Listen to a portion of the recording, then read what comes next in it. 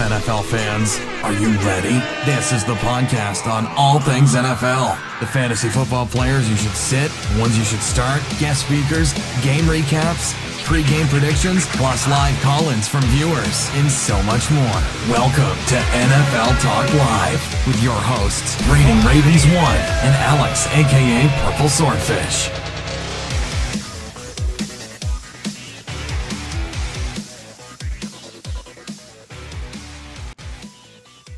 What's up, guys? Welcome back to a Week 8 edition of NFL Talk Live.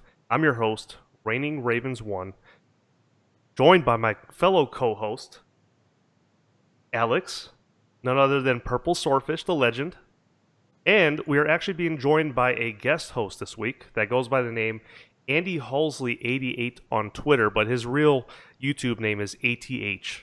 ATH, how you doing, bro? I'm doing good, man. How are you? Doing pretty well,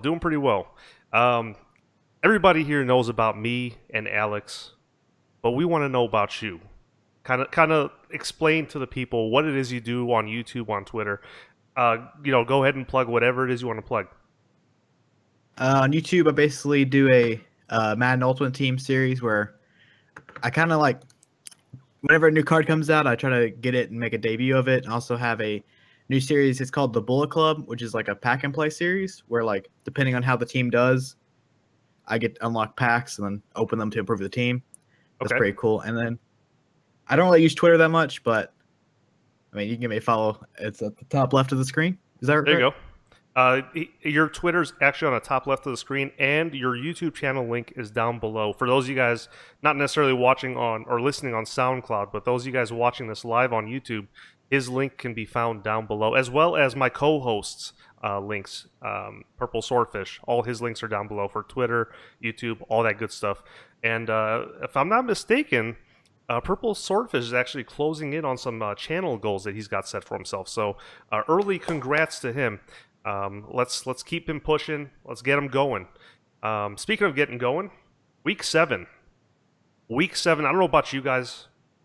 I really don't know about you, but for me, Week 7 was so beautiful. It was the best week I think I've ever had, not only on this podcast, but in my career of making football picks ever. This goes up as one of the best. The reason I'm saying that is because my picks were 13-2. The only two games I got wrong this week was the Thursday night game, the Kansas City Chiefs and Oakland Raiders game, as well as the, let's see, what other game? Oh, the Panthers and Chicago Bears game. As you can see, it's green across the board. For those of you guys listening on SoundCloud, you just kind of have to take my word for it. So, to be honest, I didn't have very many surprises here. Everything happened as I kind of expected. Alex, what do you think about Week 7? Oh, did we lose Alex? I think he's muted in the Discord. Oh, he's muted in Discord. Oh, look at that. I did mute myself for the intro. There you go. But yeah, Week 7, man, like we were on fire. I didn't finish quite as good as you did because of my upset pick of the Falcons over the Patriots. But I will certainly take this week overall. Not a whole lot of surprises. Win-loss. Let's see, 4, 8, 12, 15. So there were 15 games. There were 15 games. Yeah, I went 12-3. Oh, not bad. Only one game behind me. Which I will certainly take. That's very good. There were a lot of good games, man. Super Bowl rematch was a fun game to watch, the Sunday night game. You know, if you're a Falcons fan, you know, you're kind of happy that there was a lot of fog in that game because it wasn't pretty. ATH, yeah. What stood out to you in Week 7? In Week 7 Honestly, of football? I think the Carson Wentz and the Eagles stood out to me. I think they're the best team in football right now. In football or just the NFC? In football. In football in general. Yeah. Well, you'd be hard pressed, believe it or not, to find people that disagree with that sentiment. I mean, they are I know a it's a very bold good team. statement. No, it's not bold at all. I mean, it's justified. There's evidence to back up your claim. You know, it's not some Cleveland Browns fan saying, "Oh, I think my team's the best in the league." There's actually factual evidence. There's factual evidence that the team is the best in the league. So, no, I get it. I get it completely. Yeah. Let's see. I did not expect, though, the Cardinals to get outsed at home on the way, 0-33. That's crazy. Another big surprise to me was the Denver Broncos. I knew that they were going to lose this game. I didn't know that they were going to put up a donut on the scoreboard, losing to the Chargers 21-0. So I mean, that to me was a big surprise. The Broncos, and we'll talk about this as we get into our Week 8 picks. The Broncos, to me, man, this is a team that is just one more loss away from Alex giving it another tank-related nickname. He already renamed the New York Jets to the New York Tanks, right? Yep. At one point, I believe he said Chicago is actively tanking. Although I think he'd be remiss if he didn't walk that back a little bit. Alex, what do you think so far through this first 7 weeks? What's your thought of the complexion of the league so far? Well, you do have teams that are actively tanking, and I'll kind of get into that a little bit in my Week 8 picks, but you know, the Jets, I still firmly believe that they put out a team that was not competitive, and they did it purposefully. The 49ers letting go of Navarro Bowman, who was a critical part of that locker room, much less so their actual defense, but as far as a locker room presence, letting him go was kind of a white flag in the air, if you will. So I think that team is tanking. The Browns, same. We'll get into that later. Bears got lucky that Cam Newton basically tripped over himself several times throughout the game to have issues like that. So, I mean, I think you've got it's like any other year. We're in Week 8. You've got your contenders, you've got your pretenders, and then we've got everybody else. Okay. All right. Now, as a Ravens fan, I think we kind of fall in the pretenders category. We do have 3 wins under our belts, but we are a 3-4 team. Those 3 wins were not pretty games. We don't look like a 3-4 team. We look like a team that's notch above the 49ers right now. So, ATH, you want to say anything about the league so far through these first 7 weeks? It's been a weird season. Like, it really has. The Patriots, everyone expected them. Everyone's like, oh, they're gonna go undefeated. I know. And then Aaron Rodgers is hurt. Joe Thomas is hurt. That's crazy. Yeah, I know. That's a big loss for the Browns, man. Huge. It is a crazy season. So, yeah, I mean, there's been some up and down games. There's games that have gone against the spread and won in a big way, and I'm sure it's got everyone in Vegas that's setting up these lines like absolutely going bonkers, trying to figure out how this all works. So, 7 weeks of craziness down, and we got several more to go. We're after this week, we're going to be halfway through the league. It'll be 8 weeks in the books. Man, I can't believe it. Season's going to be almost halfway over. But anyway, without too much further ado, let's jump into our Week 8 picks. Starting off, of course, Thursday Night Football. The Miami Dolphins 4-2, taking on the Ravens. Ravens playing at home in a primetime game. Ravens, just a stat to throw out this, the Ravens are undefeated, or not undefeated, let me trace that back. The Ravens on Thursday Night Football have historically played very, very well. Despite us lacking obvious playmakers on offense, this is a must-win game for the Ravens. When I said we lack playmakers, I mean it. And certainly the same thing applies to the Miami Dolphins, but not to the extent that it applies to the Ravens. Last week, we had all of our receivers out. 2 of the guys that were starting receivers on the field, they're full-time punt return, kick return guys. That's how you know we are really, really in trouble. We are losing guys rapidly. We are looking here at a 31 overall rated offense versus a 32 overall rated offense. The Ravens obviously being the 32nd overall. We have the worst offense in the league. Miami Dolphins 32nd ranked. Despite that, though, Jay Ajayi's doing pretty well. Last 2-3 weeks in a row now, Jay Ajayi's been running that rock. He's had a pretty good.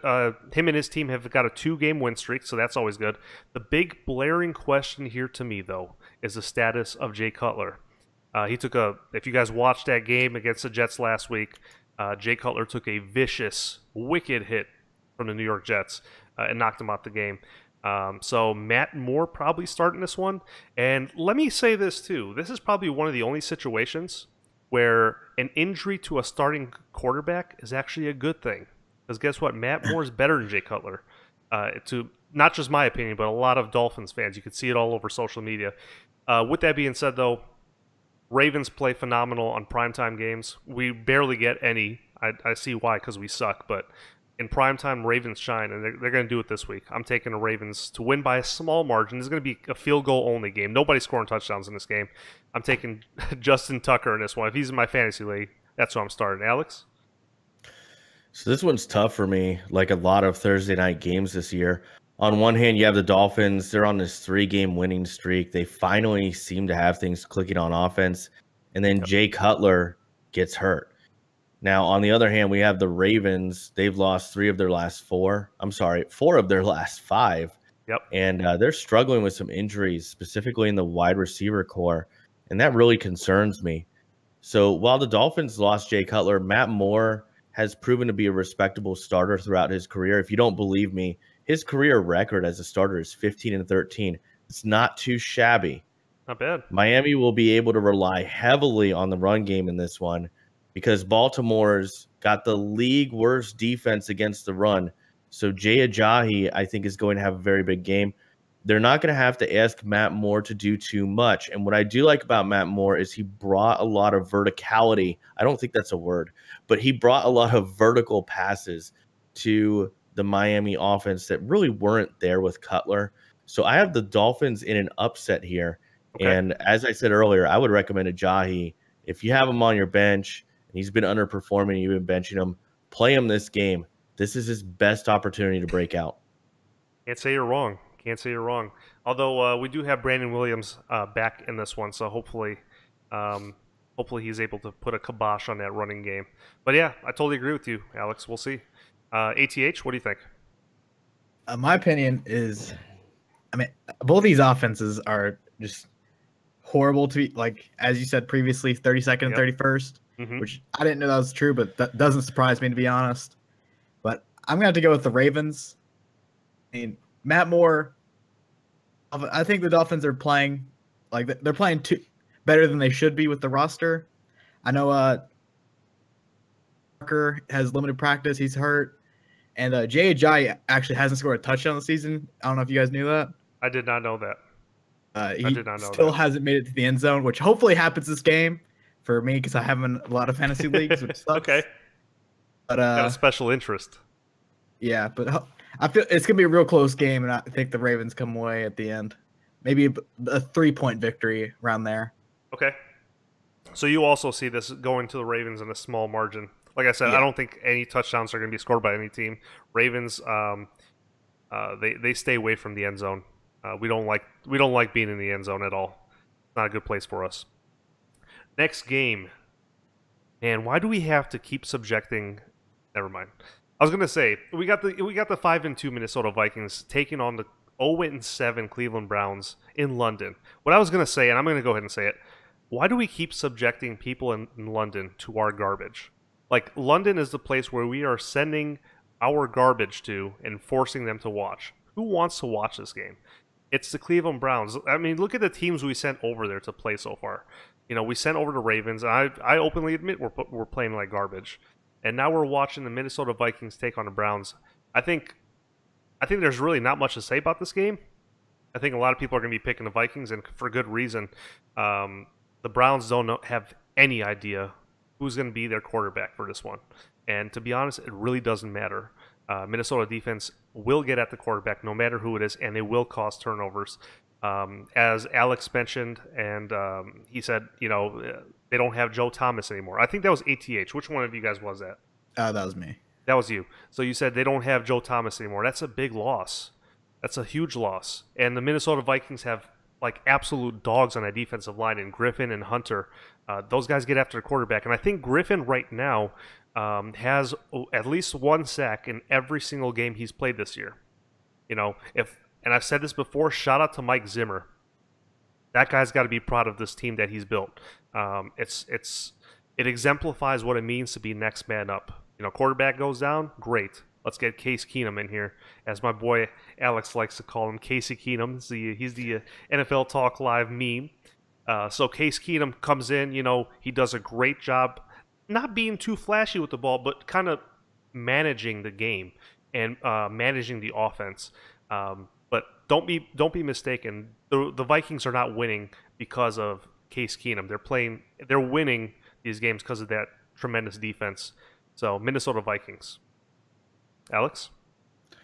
So I have to ask, because I really want the chat to tell me right now, is there anybody outside of the United Kingdom who enjoys these London games? Because as an NFL fan here in the States, I can't stand them.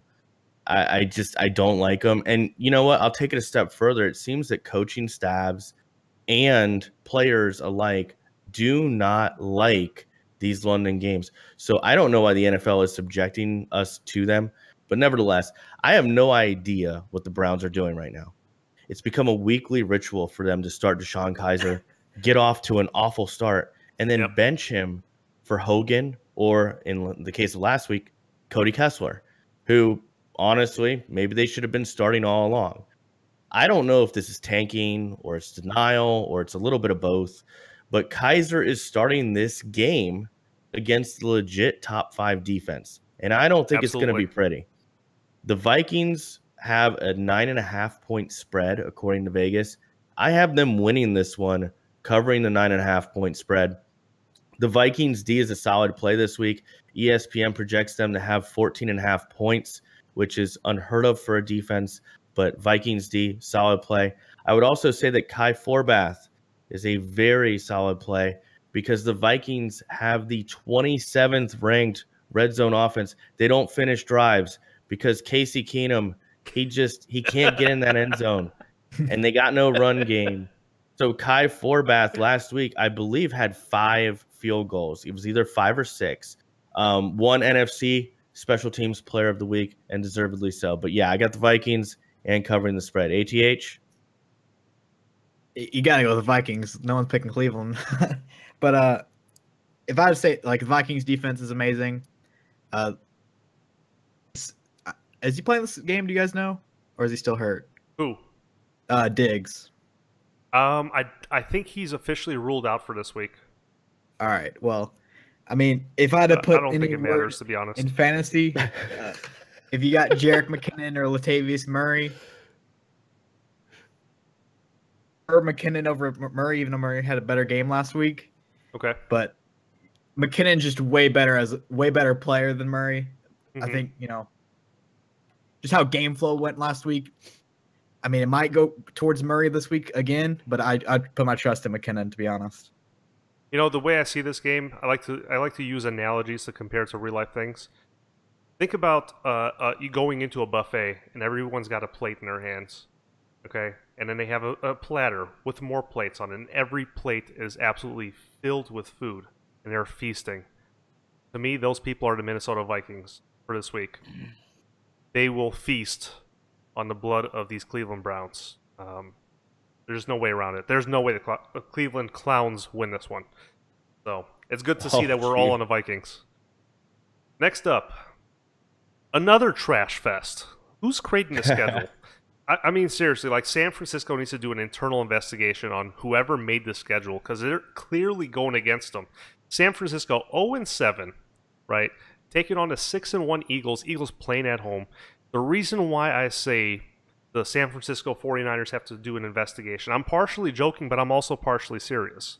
San Francisco has now played 3 back-to-back road games, right? And now this is their next road game, and they're playing a 6-1 team. This is not fair. Like, I mean, I know it's any given Sunday, and they have a good chance to win any week, but they're going up against a big monster, a team that we just talked about a few minutes ago that we believe is the best team in the whole league, not just the NFC. Eagles right now, they have the best record in football. Only one loss on the season. But off the field, they have lost Jordan Hicks and Jason Peters. Two guys, they're big enforcers in their respective positions, and they're both gone probably for the season. Carson Wentz, he's a guy that I saw PurpleSwordfish commandeering the NFL Talk Live Twitter account on over the weekend as we watched some football. Guys, follow NFL Talk Live on Twitter. Alex been putting out some golden nuggets on there, and he put something out. I think he said Carson Wentz is a legitimate MVP candidate, and I can't disagree with that. I'm trying to think of any other players that could possibly be considered for the MVP candidate, and I can't think of one. Carson Wentz coming off of an incredible game against Washington, pulled off some heroics, which I don't even understand. I'm talking about getting tackled by like 20 people and still getting out of the pocket. You know, to me, that's amazing. I don't know how he does it. Alex, what about you? What do you think? As far as Carson Wentz? I mean, as far as this game, I'm obviously, if I didn't say it on the stream, I'm obviously going for the Eagles. I mean, you can start whoever you want on the Eagles. They're going to have a big game. That's my opinion. What's yours? What's your pick? Yeah, I mean, I want to go out there and say if you follow us on Twitter at NFLTL, cheap plug, but you know that I've been singing the praises of the Eagles for a few weeks now. If the season ended today, and I had a vote, which I don't, Carson Wentz is my MVP. There's no doubt about it. His performance last week against the Redskins was just unbelievable. He continues to impress week in, week out. It's unheard of that you have Jared Goff and Carson Wentz go 1-2 in a draft a couple years ago, and they're both carrying teams to tremendous seasons just 2 years later. But the Eagles are playing the most complete football in the league right now. I think they're going to have no problem making quick work of the 49ers. It's been a tough year for the 49ers. If you're a 49ers fan, I'm really sorry. I think they have the right coach. I think they have the right GM and Lynch. And I think they might even have a QB that they can build around in Bethard.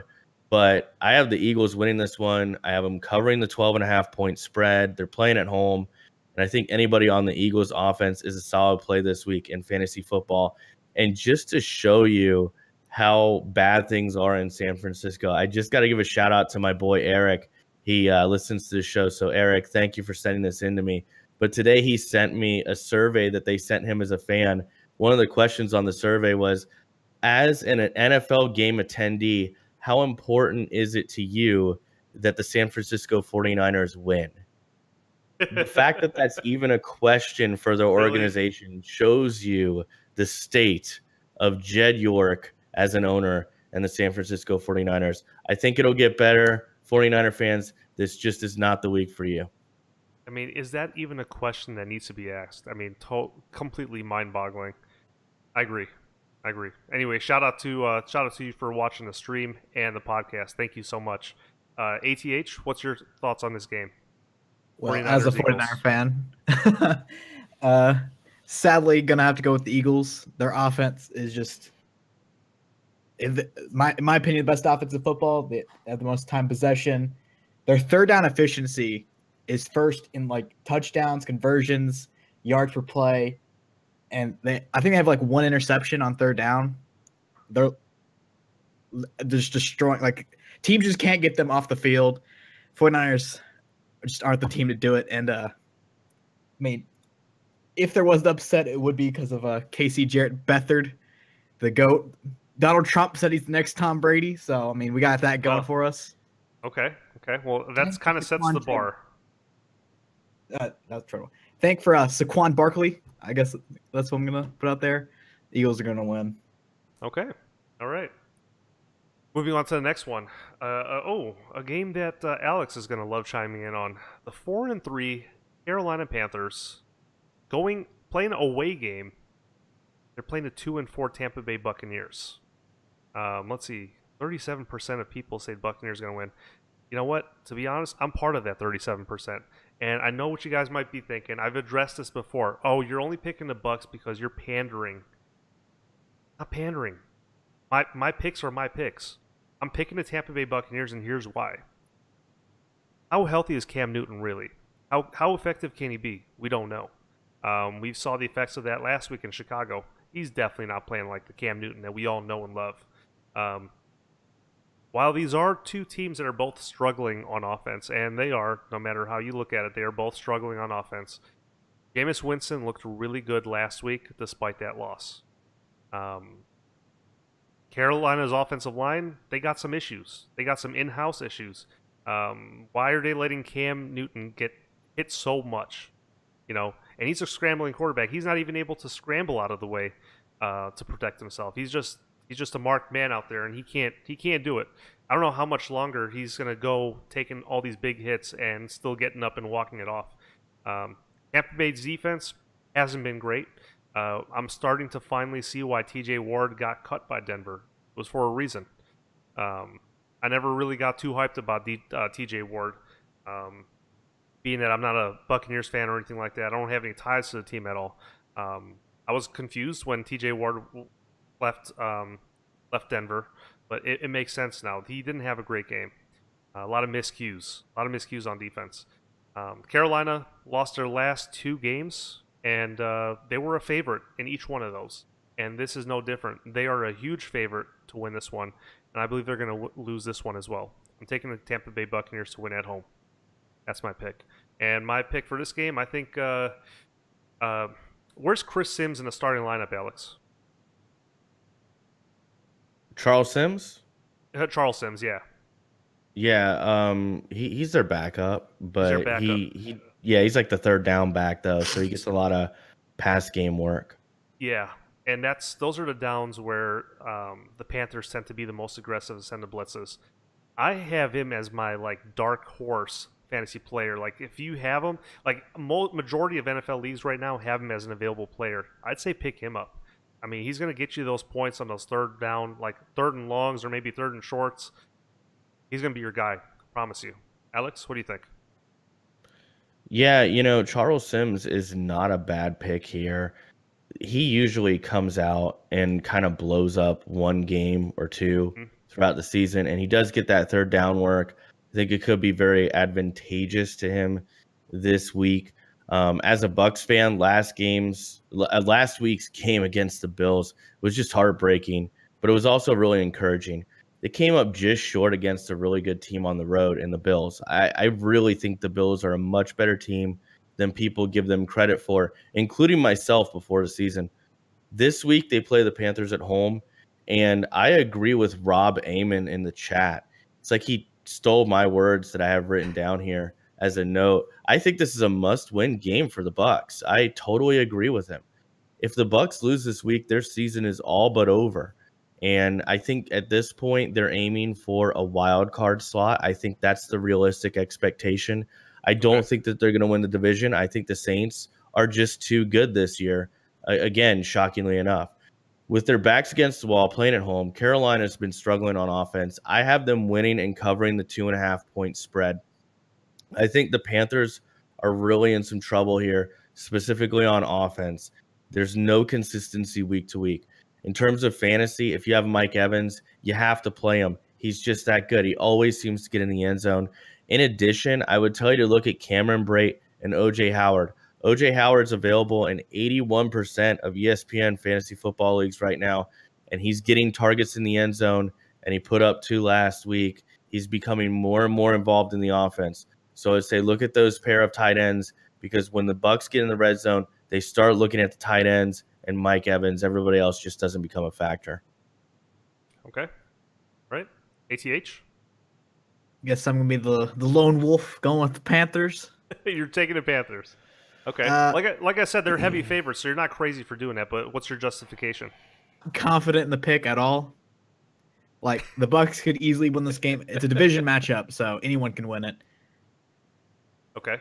I just can't. I don't know. I just can't pick up this Panthers. I don't know. I don't know why. I just leaning towards them over the Bucks. If That's fair. I don't like honestly like in this game, I wouldn't start. I mean, I would bench Cam Newton to be honest in fantasy, which probably Okay. won't be a popular opinion. But like, if Mike Evans is always a must start, and I feel like that's the only player in this game that's a must start. Maybe OJ Howard, depending on how big your league is. Okay. I don't think he's available in our league because we're a 16-man league, but I can see the Yeah. smaller leagues being available. Absolutely. So, all right. So you are taking the Panthers. Next game, we got the 3-4 Chicago Bears going into New Orleans, into Drew Brees' house. Who day? 4-2 is who day. Bears defense has been absolutely stingy lately. They are fitting very well within the mold in Chicago that they like to call the monsters of the Midway. Defense pulling together 2 touchdowns last week. However, and I want to give them as much credit as possible. I want to give them credit and say, you know what? They're a great team defensively and offensively. But I can't because of one reason. They haven't played any really good teams, in my opinion. The Ravens weren't a good team. Panthers, I think they were a pretender, as Alex mentioned it earlier. They were not a contender. They are a pretender team, in my opinion. Chicago hasn't really played any good teams until now. I will give them their props if they can win this one. Drew Brees is going to be a huge challenge for Chicago's defense. Mainly because that offense, they'll dot anyone up. Drew Brees is, in my opinion, he is an elite quarterback. I know that term's thrown a lot these days, but he deserves to be mentioned up there with the Aaron Rodgers, the Tom Brady's. You know, he deserves to be in that group. The Bears won last week, completing only 4 passes. Think about that.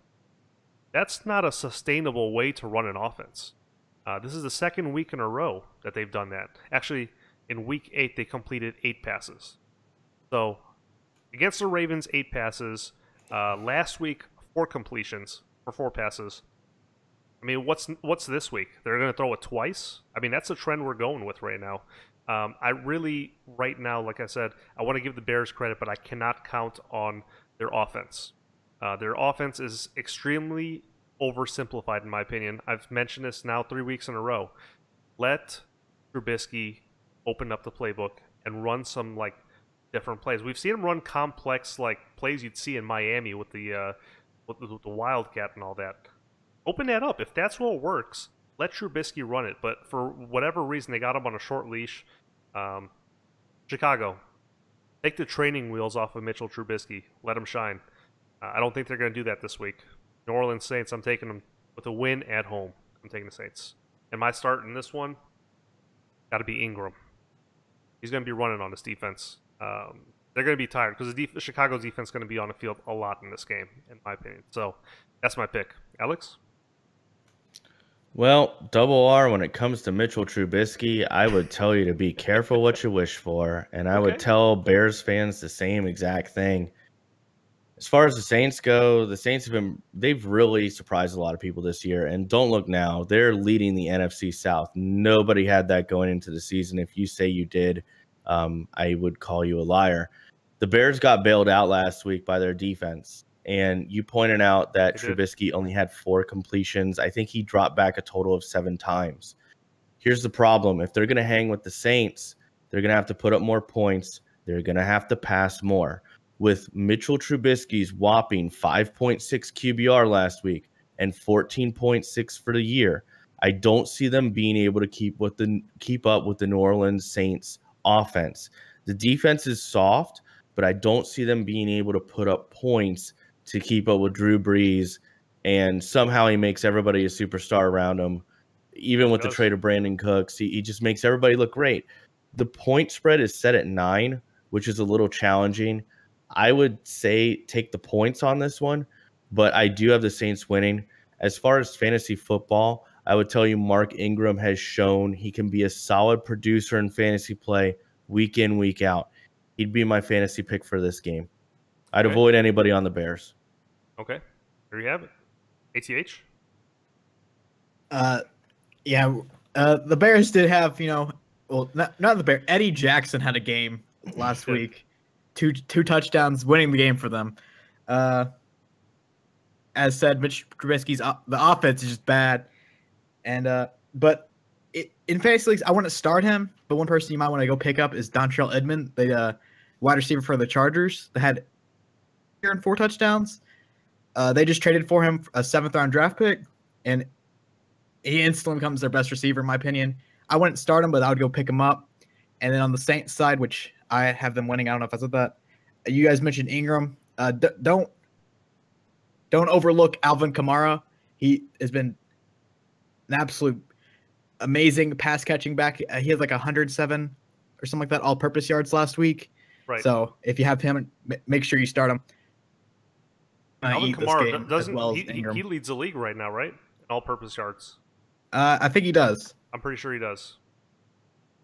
I mean, they really like him ever since week 1. They had AP, they had Ingram, and they had Kamara, but I don't know. It felt like they really wanted to use Kamara more than everyone else.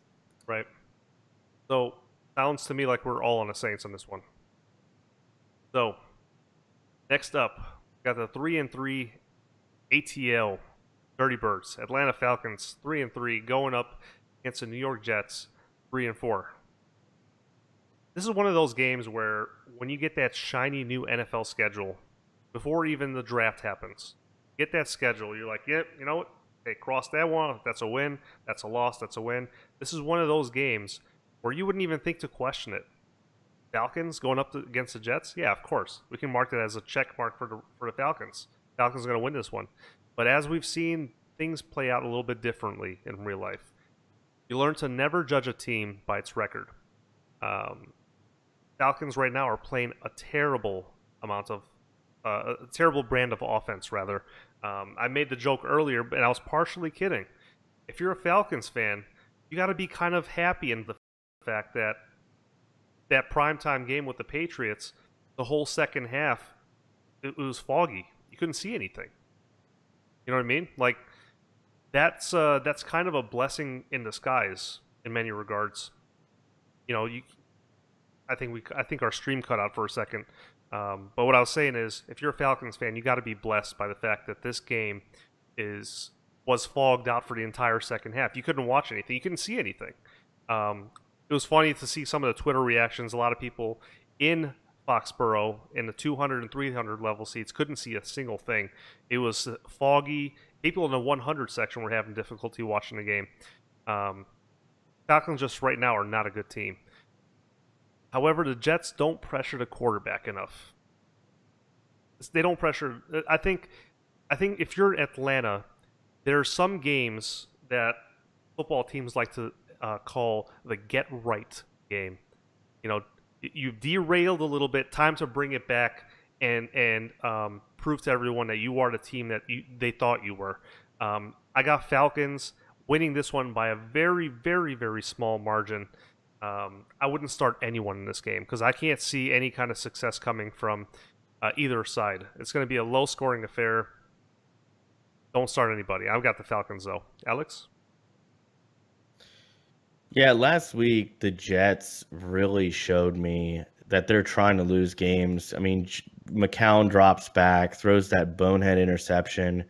My fiance Ashley actually knows a Jets fan who was livid about the finish of that game. But I mean, that's what you get when you sign Tank Commander McCown, you get Tank Commander McCown. And he did it with the Bucks. That's how we got Jameis Winston. We hired McCown to come in for a year, tank for us, and bam, here comes Tampa Bay with the #1 overall pick. So when it comes to the Jets, I don't think they're a very good football team. I think their record makes them look a little bit better than they really are. Mm-hmm. Whereas with the Falcons, they've had some challenges, but I think this is the week where they can rebound. This is the epitome of a softball, right? This is a lob, and they just got to smash it, hit it out of the park. So I don't think it's going to be a particularly pretty game to watch, especially since the Falcons are on the road. But I do have them rebounding here and picking up the win against the Jets. And by the way, Jets fans, don't be too fooled by that 3-4 record. The road ahead gets a lot tougher. So start looking at some draft profiles, because that's the future if you're a New York Jets fan right now. But yeah, I got the Falcons on this one.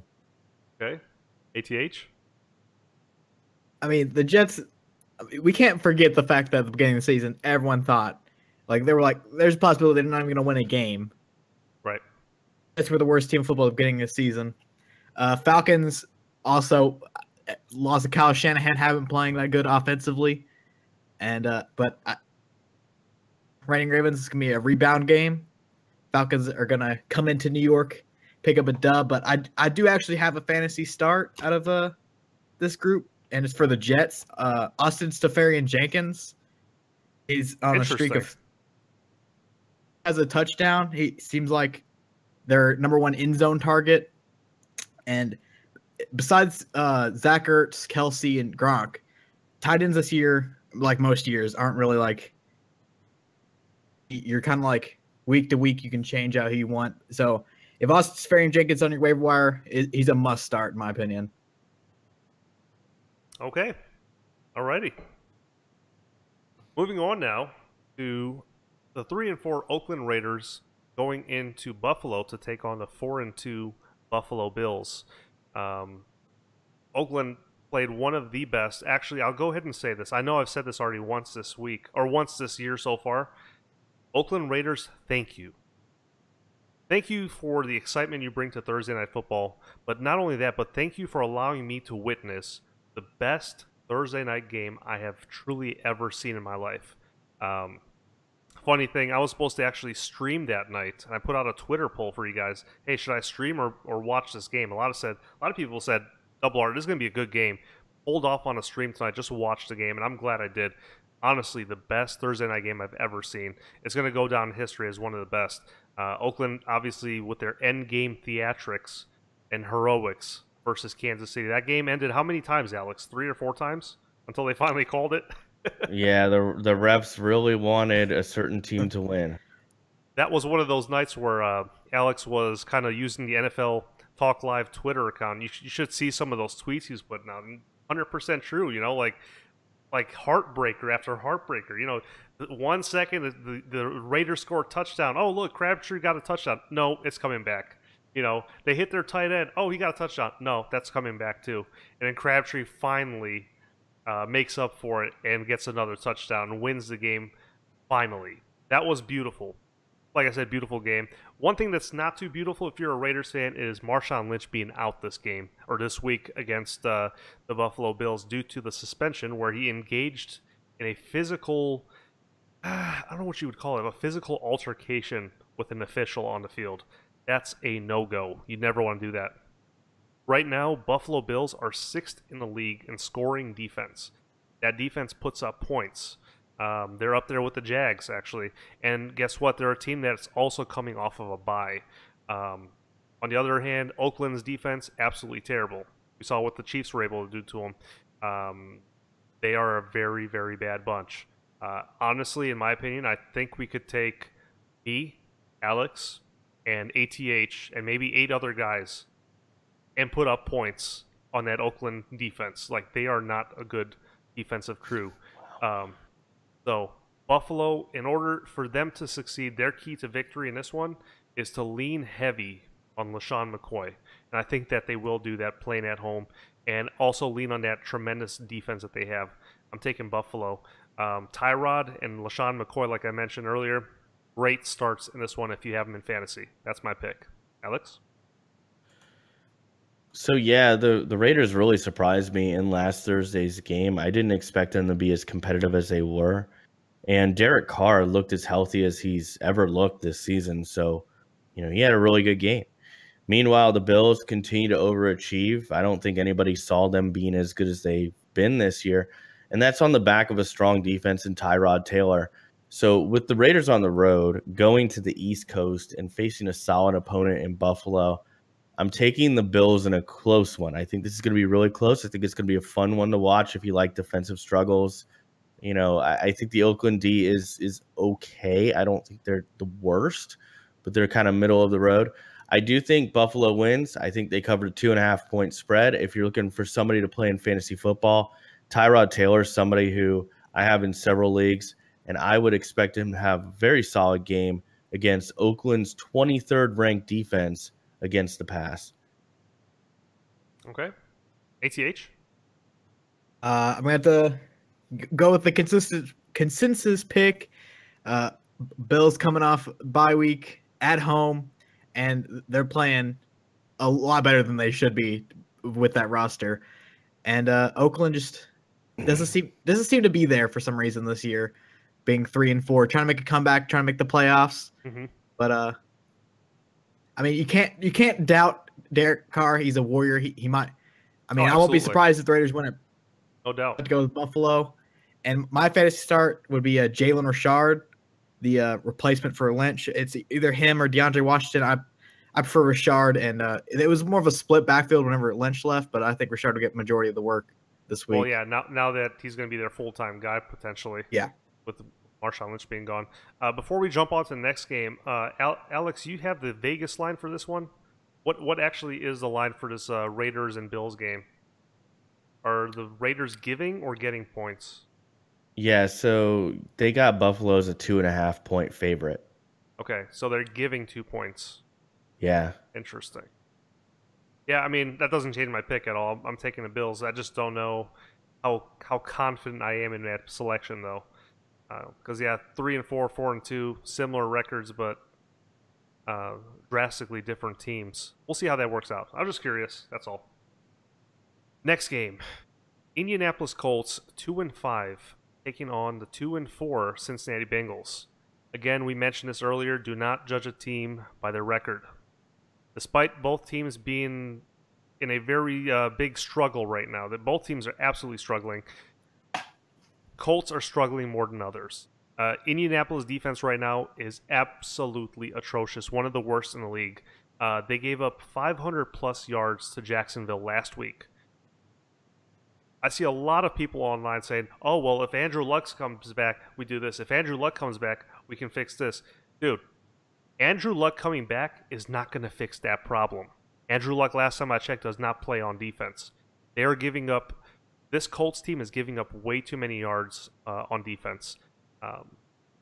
And we talk so much on this podcast on the quality of wins and quality of losses. I think Cincinnati, despite them losing 4 games, the quality of those losses, in my opinion, make them a stronger team than the Colts. They played a very good game against Pittsburgh. They didn't have a great second half, but they kept it competitive the entire time. Cincinnati Bengals are a group that fights. These guys are fighters. They're not smart. We got Vontaze Burfict out there, so you know they're not smart. Not the smartest guys, but they are fighters. They will keep you in the game. I'm taking the Cincinnati Bengals. Again, one of those games where I wouldn't take the chance to start anybody. Stay away from this game if you're in fantasy, but my pick, because I have to make a pick for this one, is the Cincinnati Bengals winning at home. How about you, Alex? Yeah, there really isn't much to say on the Colts. They still don't have Andrew Luck.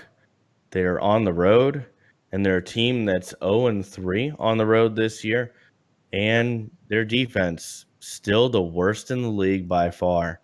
The Bengals need a win here to save their season. They're much like the Bucs. Their back is up against the wall. If they want to have playoff aspirations, this is a must-win for them. I have them winning. I have them covering the 10.5-point spread. And all of the following are solid fantasy plays this week, in my opinion. Andy Dalton, A.J. Green, Brandon LaFell, Joe Mixon, and the Cincinnati D. So I think this is going to get ugly really quick.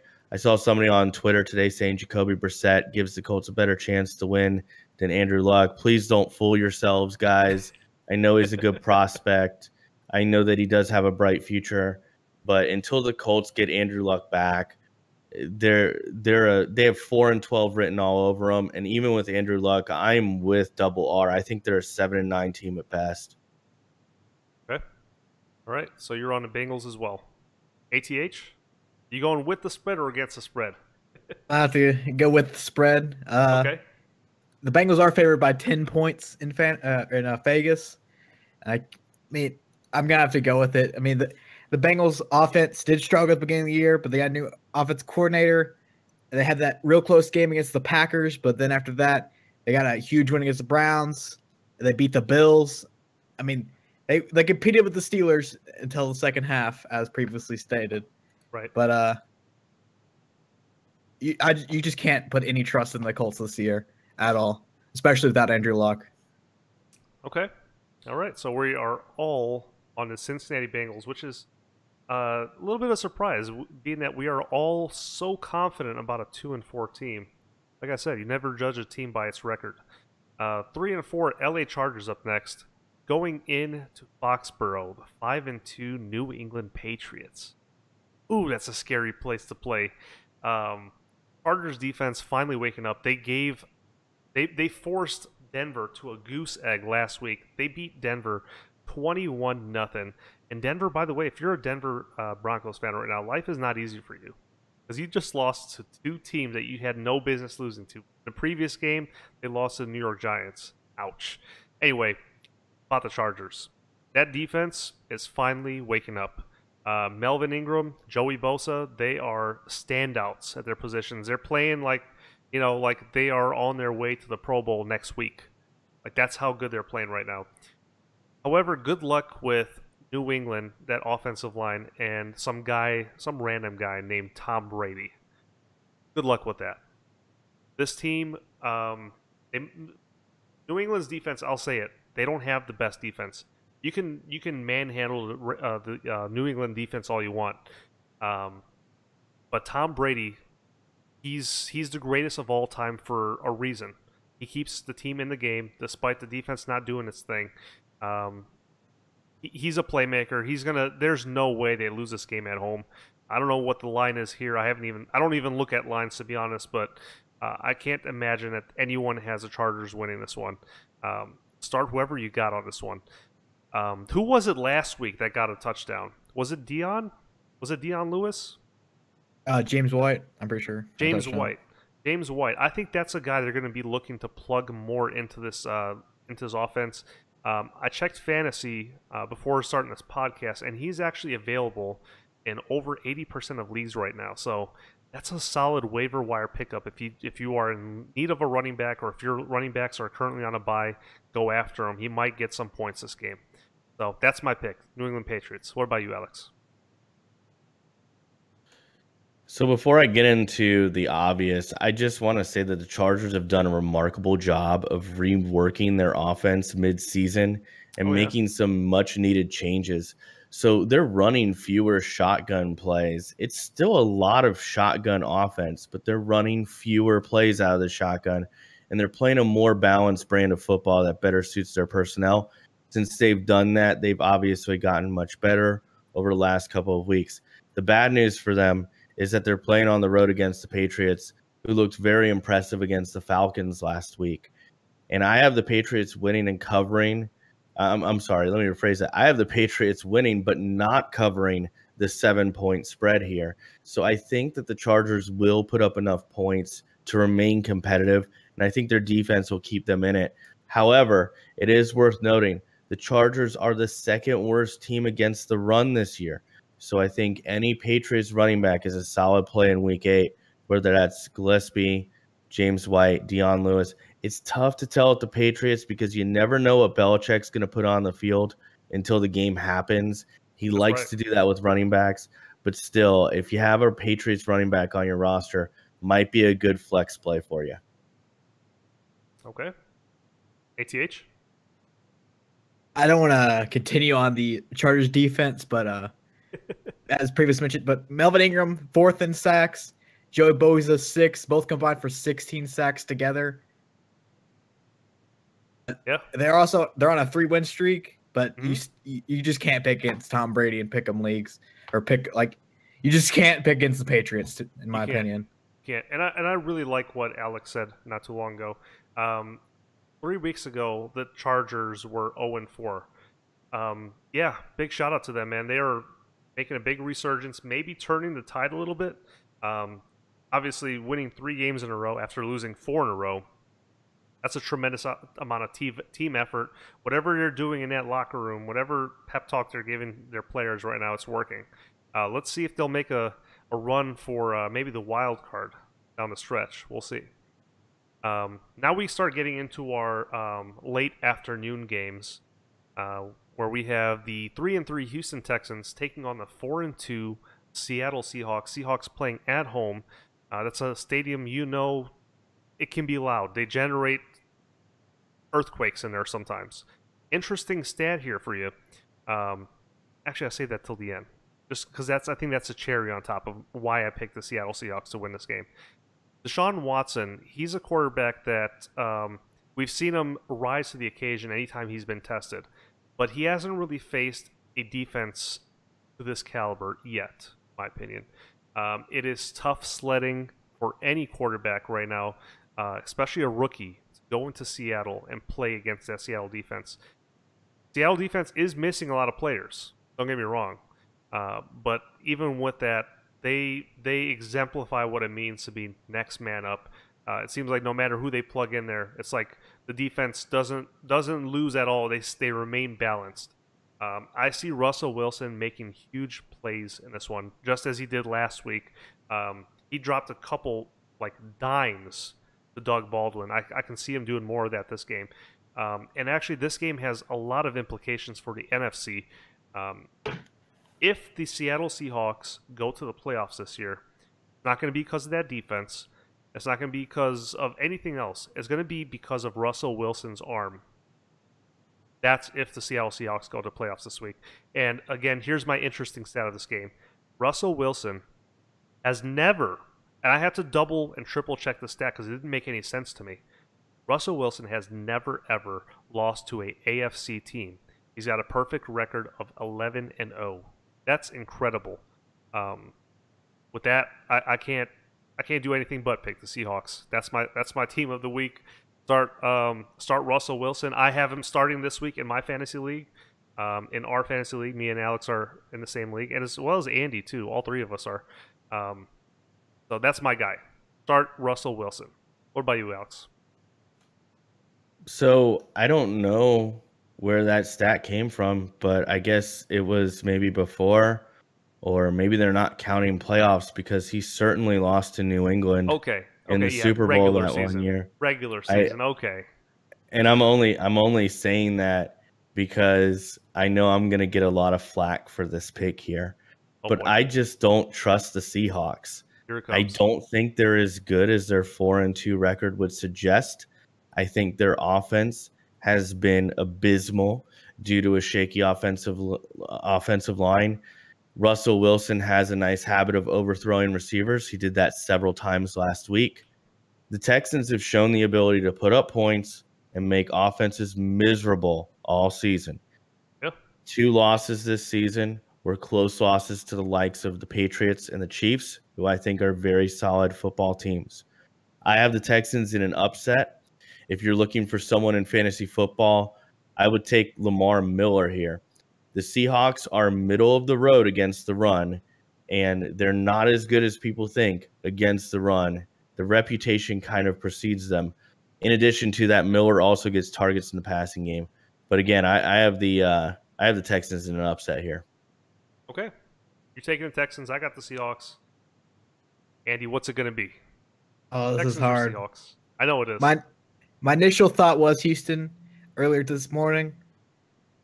But I think in this moment, I'm gonna go with Houston. Right. I don't think Watson's gonna have as good as a game as he's been just torching the league. Yeah. Impressive. I think it's gonna be a close game that the Texans come out at the end, make a field goal to win it, something small. Mm-hmm. I don't know. This is a difficult game to pick, in my opinion. But you got to pick one.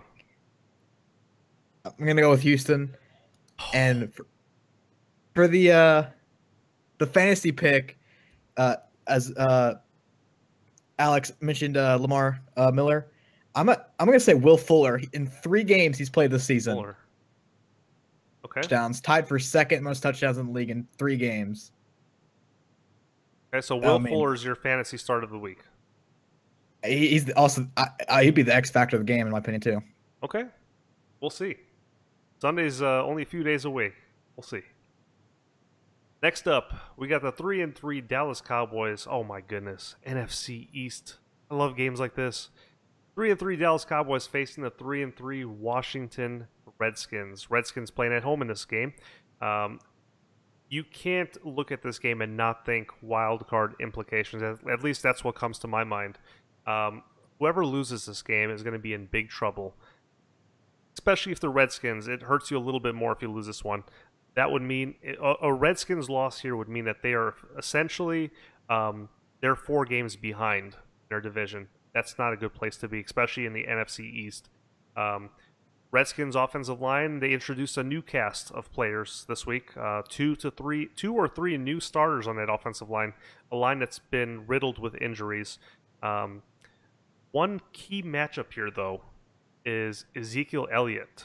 As you guys may know, he's undergoing an investigation right now, and it's only lasts up to October 30th. So with that being said, there is a very, very good chance, and I've checked as of this morning, it still stands, that October 30th might be his last day playing on an NFL field, which would be this weekend. So if Zeke Elliott finds out this is, in fact, his last week playing this season, he is going to ball out. The team's going to use him as an example, as a good example. They're going to feed the beast being Ezekiel Elliott, and he's going to prove why he's good for this game. My opinion, I can't stand Cowboys. I can't stand Cowboys fans, but Ezekiel Elliott is good for this league. He draws viewers. He's an electrifying player. I just think he's good for the NFL, especially for a competitive division for the NFC East. If he's out, Cowboys, they're starting to lose hope. That's my fantasy start, by the way, and I think it's pretty obvious the way I'm talking right now. I'm going to pick the Dallas Cowboys to win, too. Alex? Yeah, so I have a really hard time putting my finger on just how good either one of these teams are. Week to week, I don't know what to expect from the Cowboys or the Redskins, and their record kind of reflects that. It's 50-50. Both teams have struggled against quality competition this year. Both teams actually have a win over the 49ers, which I think we can all agree isn't a very solid win to have at all. Yep. And sorry, ATH, I apologize. I forgot we have a 49ers fan on the podcast. But their win quality just doesn't blow me away with either one of these teams. Dallas looked better last week against the 49ers than the Redskins did a few weeks back. So that's my basis for picking the Cowboys here. And I realize that's a very weak argument, but that's all I can come up with. Other than starting Ezekiel Elliott in one of my leagues, I'm staying away from this game altogether unless you own somebody like Des Bryant, who you would start no matter what. Mm-hmm. So I don't really have a fantasy recommendation for you. It's just too hard for me to predict. But I have the Cowboys winning here. Okay. Andy? I don't want to, but I got to go with the Cowboys. I dislike the Cowboys a lot, but I can't just... Is it because of what they did last week to your 49ers? Be honest now. No, I've always disliked the Cowboys. Okay. My roommate's a Cowboys fan, so if they win, I get the, oh, your team's 0-7. But, okay. I mean, I just overrated, in my opinion. Mm-hmm. But on the other side, the Redskins, I don't know what their offense is. Like, Terrell Pryor completely has disappeared. Like, Kirk Cousins was talking about the receivers. They didn't even drop his name at all.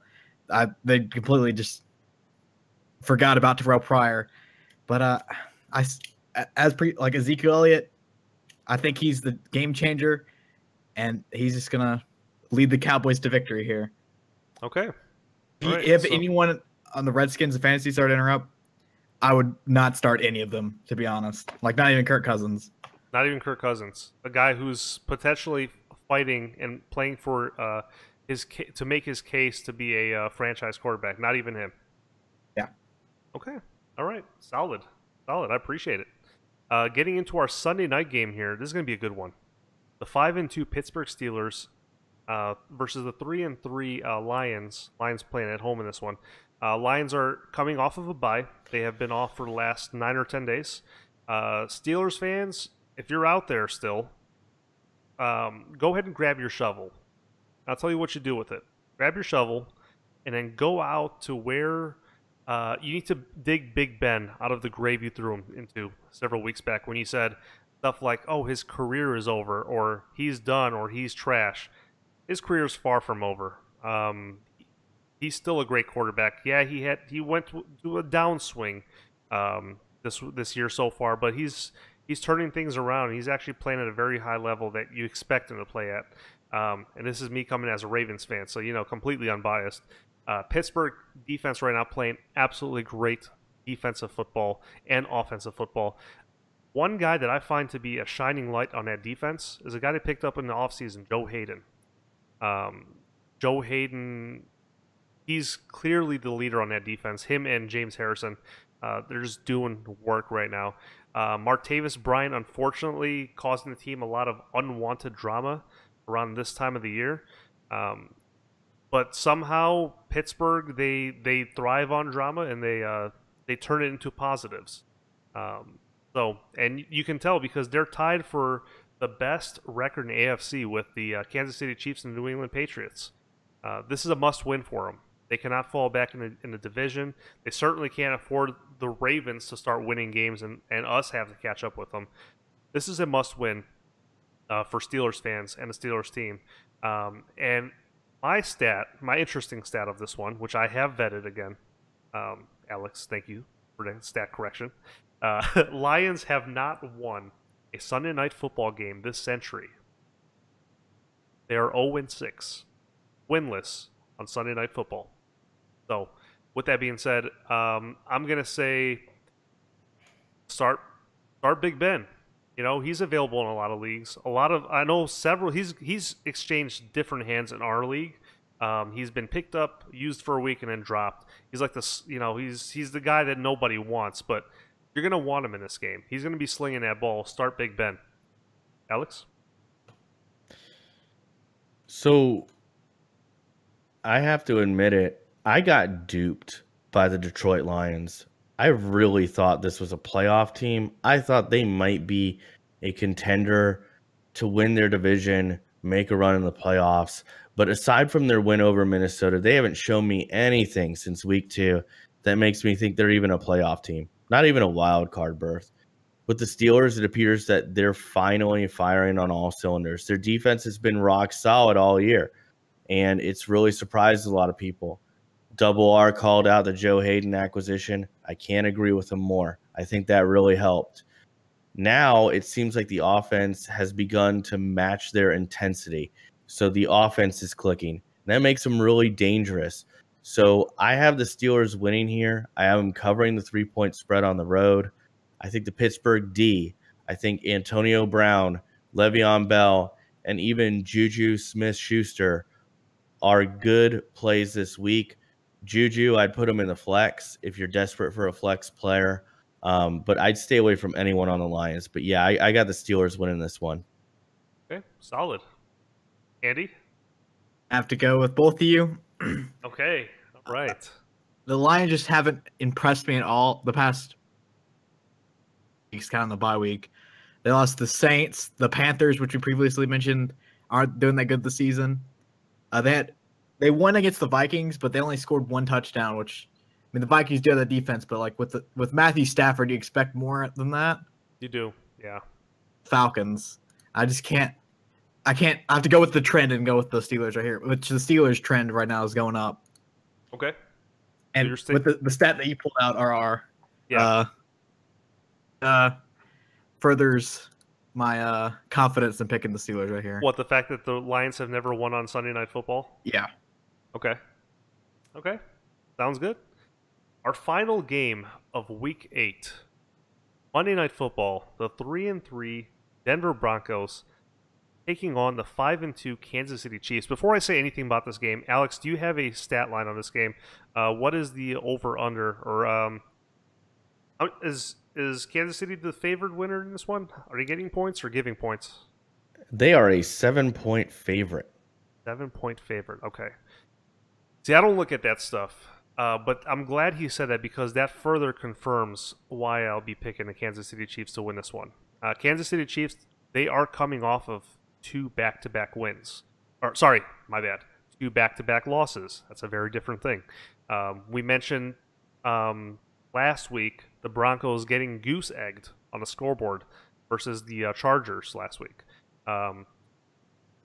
There's some questions arising in Denver town.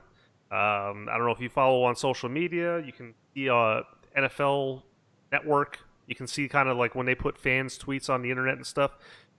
There's a lot of people right now calling out Trevor Siemian. Maybe saying, you know what, maybe he's not that good. Maybe it wasn't him all along. It is absolutely embarrassing for a team to go out on the road and get shut out by the Chargers. Chargers, in my opinion, are not a very good team, but they got shut out. And to make things even more embarrassing, if that wasn't embarrassing enough, the week prior, they played the New York Giants, which up to this point had never won a game this year so far. And they lost to them too. Things have gotten so bad right now for the Denver Broncos. They are a 3-3 team, but they don't look like a 3-3 team. There's people actually, they're so bad right now. Get this. That quarterback's and offensive situation is so bad right now. People are calling for management, team management, to actually give Colin Kaepernick a try. Try his hand at playing quarterback for this team. So we'll see if that even works out. I doubt it does, because Kaepernick, he's been away from football for so long. I don't know if that's even something he can go back to picking up. We'll see. That's a debate for another video, of course. But Kansas City defense, as we saw in that Thursday night game against Oakland, Kansas City defense sucks. They're not great. What will help a sucky Kansas City defense is the fact that Denver's offensive line is missing crucial figures. I think everything right now is aligning in me picking the Kansas City Chiefs. My X factor in this one is Tyreek Hill and his supporting cast of Alex Smith and Kareem Hunt. That's a lot of weapons. There's going to be a lot of accountability to be had if you're playing defense against that offensive unit. Good luck to you, Denver Broncos fans, but I'm taking the Chiefs. Alex? Yeah, I enjoy that you brought up the quarterback controversy in Denver right now, and I think it's worth talking about. And I don't think that the answer for Denver is outside of their organization. I think, to use the old cliche that my grandmother always used to talk about, if you love something, you set it free. And if it comes back to you, well, then it was truly meant to be. And I'm talking about Brock Osweiler. I think if they're going to replace Trevor Siemian with anybody in the short term, Brock Osweiler is the solution. However, when it comes to this game, I will say the Chiefs, I think they're still the best team in the AFC. You can call me crazy if you want to. I think this is the game where they rebound. They're playing a Broncos team that's 0-2 on the road, has looked very beatable the past 2 weeks in losses to the Chargers and the Giants. This team lost to the Giants. Let's not forget that. It did. So I have the Chiefs winning this one at home. I have them covering the 7-point spread. I think that playing in Arrowhead is really hard to do. They actually, if I'm not mistaken, they still hold the record for the largest, like the loudest crowd noise of any stadium. I know most Seattle fans like to tout that one, but it's actually Kansas City that holds that record right now. It's a tough place to play. For fantasy football, you have to play Tyreek Hill or Kareem Hunt if you have them. I don't care how good Denver's defense is. Alex Smith, another guy having a really sneaky good year. He's been throwing for over 300 yards it's been a regular occasion for him this season. Mm-hmm. So I'd still play him regardless of Denver's D. And then, I would stay away from CJ Anderson. I see so many people still playing CJ Anderson every week and getting massively disappointed by this guy. So stay away from CJ Anderson and anybody else on the Broncos.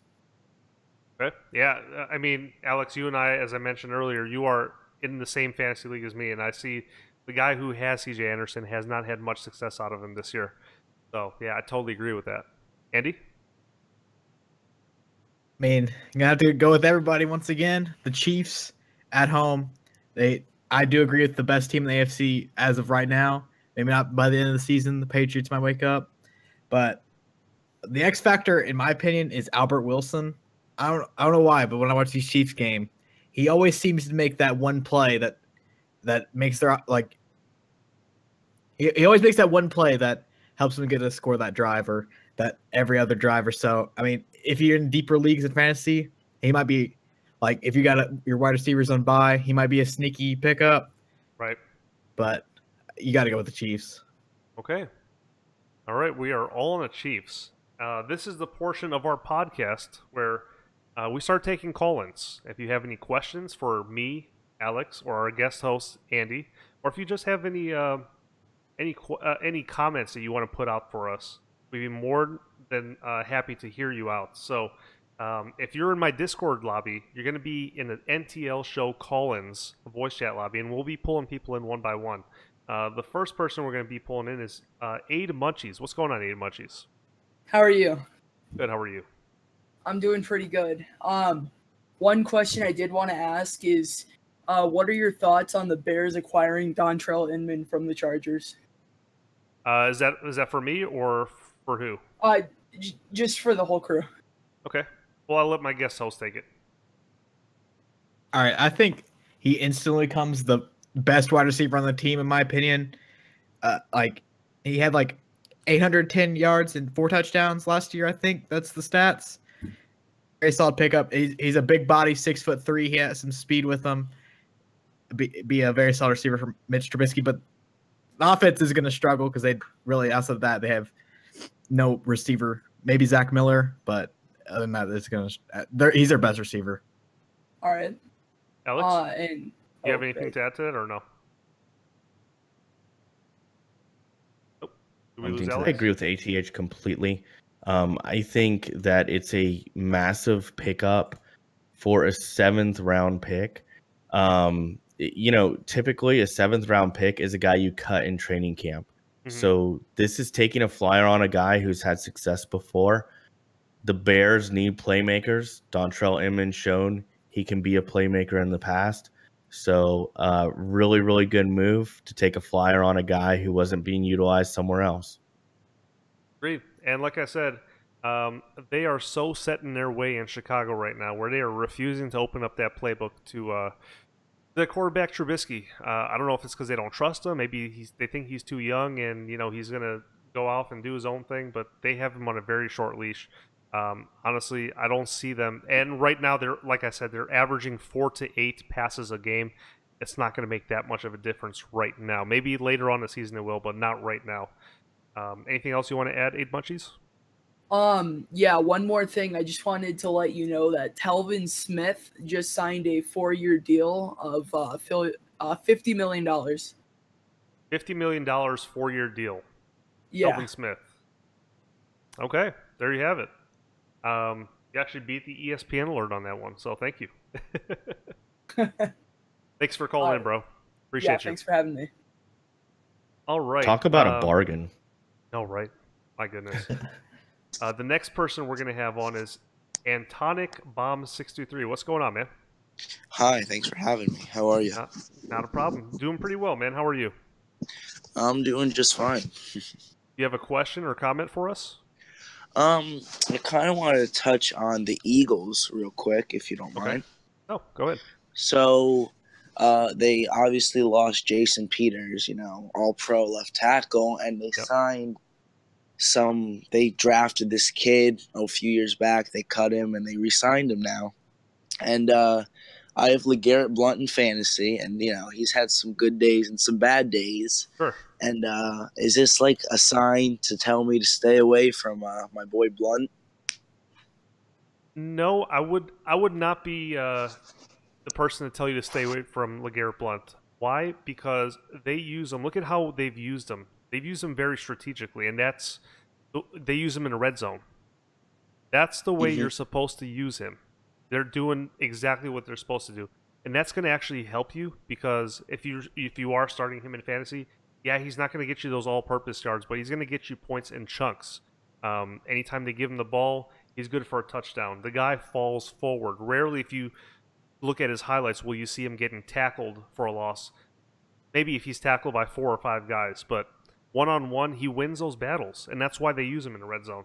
No, I think he's a safe bet. Don't shy away from using him if you have him. All right. Thanks. Thank you. Yep, no problem. Thank you for calling in. Yeah, I appreciate it. All right. And next up we have Lizard. What's going on, Lizard? Nothing much. Just been watching the podcast. It's going real good, dude. Really Appreciate great it. podcast, honestly. Thank you so much. Thank you so much. Do you have a question or comment for us? Question. Yes, sir. Deshaun Watson, does he have Rookie of the Year potential? Rookie of the Year potential. That's tough to say because he's so on and off. I haven't seen him play stretches of games yet. Then again, we're still really early on in the season. We're only 7 weeks in. It's going to be 8 weeks in. I haven't seen the consistency in him. He'll have a good game and he'll have a mediocre game. Haven't really seen him play a bad game yet. But Yeah. we kind of need a middle ground, and I don't see that with him. Now, can that change later on? Yeah, absolutely. If he keeps it playing at a very high level, the way he has been as of the last, I want to say 2 or 3 weeks now, there's a very good chance that he does, in fact, get that Rookie of the Year award. Does anybody else in here agree, disagree? I completely disagree until Leonard Fournette either stops playing, gets hurt, or gets benched. I think Leonard Fournette, no pun intended, is running away with that award right now. Not to take anything away from Deshaun Watson, but I would give it to Leonard Fournette. And then beyond that, you'd also look at Kareem Hunt. I think Kareem Hunt would be an outstanding candidate for that as well. It's just difficult to go with Watson. And, it's weird that you have 3 solid candidates because there are so many years where we go like, who will we pick for Rookie of the Year? Right. But now we have all these solid candidates. It's just really hard to overlook Hunt and Fournette. It's a rookie rampage, honestly. Like the rookies have taken over this season. They really have. They really have. And they've changed the complexion of the teams they play for. Texans. Okay, now we have to consider them a force to be reckoned with. Jacksonville. They have a legitimate running situation since, dare I say, the days of MJD. Dear Lord. Hey, a lot of people have differing opinions on him. I thought he was a great running back, but he was a great running back, but commentating and everything. The only rookie I think I'm kind of not so happy about is the guy that plays for Cleveland. What's his name? Defensive end. Kaiser. Yes. Just I don't know. He just hasn't shown up. Maybe because of his team he plays for. I'm not sure. But other than him, I think the Rookie of the Year award right now is very much up for grabs, as Alex stated. So. Also, has Deshaun Watson, Kareem Hunt, have they changed the face of their franchise just by playing their first 7 games or so? I say definitely. Andy?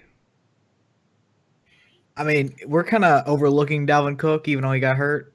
I mean, he was having a great season until he was hurt, but he was. Kareem Hunt was that push for like the Chiefs last year. They were to have that difference maker that Kareem Hunt has become, and also Deshaun Watson is a very capable quarterback for the Texans, which gives him an actual quarterback. He is. So, Lizard, thank you for calling in. Appreciate you. Yeah. Thanks, man. So that is going to do it for this Week 8 edition of the NFL Talk Live podcast. I want to say a quick shout out to my co-host. Couldn't have done this so far. We're halfway through the season. I want to say I really appreciate him. Does a lot for the stream, on and off stream. Alex, aka PurpleSwordfish, appreciate you, bro. And I want to say special thank you for Andy Halsey, aka ATH. He kind of came through on a last second notice on this podcast, and thank you for stepping up to the plate, man. Before we get out, why don't you go ahead and plug your channel one more time? Let everyone know what it is you do and how they can find you. First off, thanks for having me on. And what we do over on my channel is we have an ultimate team, Madden 18, where I basically just have my normal ultimate team. And then recently we started a new series called the Bullet Club, which is a pack and play series. So basically how the team plays, like say they get a touchdown or interception, I unlock packs, and then we improve the team through that. No auction house, so it's pretty interesting. Make sure you go check me out. Hopefully you do. Links in the description. Or you can follow me on Twitter, which on the YouTube stream is in the top left. Yep. All right, Matt. So you guys are going to see this posted on YouTube as an archive video in a few hours, and it'll be posted on SoundCloud by tomorrow morning. So appreciate everyone for coming through. We will see you all next week for Week 9 of NFL Talk Live. Thanks so much for listening to this episode of NFL Talk Live with Reigning Ravens 1 and Alex, aka Purple Swordfish, streaming weekly on the YouTube channel Reigning Ravens 1 with all the audio archives on SoundCloud. Follow Reigning Ravens 1 on Twitter at Reigning Ravens 1 and follow Alex on Twitter at Swordfish Show. If you'd like to be part of the live call-in on the next episode, make sure to join the Discord server. This podcast is sponsored by Jerky XP. Save money on your order at the checkout by using the code RR1. We'll catch you next time on NFL Talk Live. Appreciate it.